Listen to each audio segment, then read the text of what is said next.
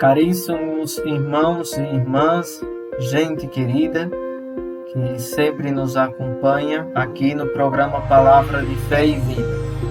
Minha gratidão a todos aqueles que se disponibilizam a passar um tempo a escutar o Evangelho, seja pelo canal de YouTube, como através do meio de comunicação da Rádio Web Mãe do Salvador. O Senhor esteja conosco, Ele está no meio de nós. Proclamação do Evangelho de Jesus Cristo segundo Lucas. Glória a vós, Senhor. Naquele tempo, os discípulos contaram o que tinha acontecido no caminho e como tinham reconhecido Jesus ao partir do pão. Ainda estavam falando quando o próprio Jesus apareceu no meio deles e lhes disse: "A paz esteja convosco." Eles ficaram assustados e cheios de medo, pensando que estavam vendo um fantasma. Mas Jesus disse: "Por que estáis preocupados? E por que tendes dúvidas no coração? Vede minhas mãos e meus pés. Sou eu mesmo. Tocai em mim e vede. Um fantasma não tem carne nem osso, como estáis vendo que eu tenho." E dizendo isso, Jesus mostrou-lhes as mãos e os pés. Mas eles ainda não podiam acreditar, porque estavam muito alegres e surpresos. Então Jesus disse: "Tendes alguma coisa para comer?" Deram-lhe um pedaço de peixe assado. Ele o tomou e comeu diante deles. Depois disse-lhes: "São estas as coisas que vos falei quando ainda estava convosco. Era preciso que se cumprisse tudo o que está escrito sobre mim na lei de Moisés, nos profetas e nos salmos." Então Jesus abriu a inteligência dos discípulos para entenderem as Escrituras e lhes disse: "Assim está escrito: o Cristo sofrerá e ressuscitará dos mortos ao terceiro dia, e no seu nome serão anunciados a conversão e o perdão dos pecados a todas as nações, começando por Jerusalém. Vós sereis testemunhas de tudo isso." Palavra da salvação. Glória a vós, Senhor. O evangelista Lucas tem em sua cabeça a história. Então, para ele, a história é muito importante. Então, é a história, primeiro a história preparada. A história preparada começa ali com o anúncio do nascimento do Batista, de Jesus até o Batista. Depois tem a história realizada. A história realizada é toda a parte da vida pública de Jesus até a sua crucificação e ressurreição.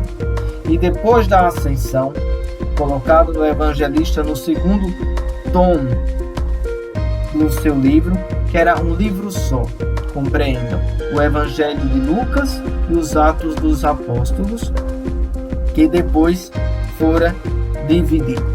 E ali nós encontramos nos Atos dos Apóstolos a história continuada, o ressuscitado que continua presente através do seu Espírito. E se Jesus não poderia estar em todos os lugares, porque a condição, a física o limita, enquanto ele está na vida pública, enquanto ele é crucificado, ressuscitado através do seu Espírito, pode estar em todos os lugares, porque para ele já não existe nem tempo e nem espaço. Mas vai além da física, é metafísica, mas uma metafísica que não está para além do homem, mas está dentro de todo aquele que quiser receber Jesus ressuscitado, vivo e presente. O texto aqui começa dizendo que os discípulos contaram como o tinham visto, como tinham experimentado.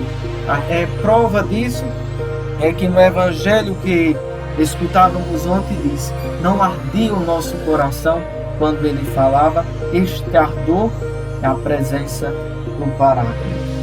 O Paráclito que faz com que possamos confiar plenamente no Senhor ressuscitado. Quem ressuscita?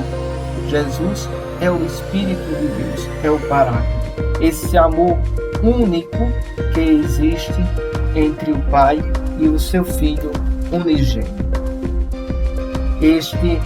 Esta narrativa, a comunidade apostólica afirmou fortemente a realidade da ressurreição de Jesus. A identidade que é o mesmo, e aqui já venho repetindo, o crucificado e o ressuscitado são os mesmos.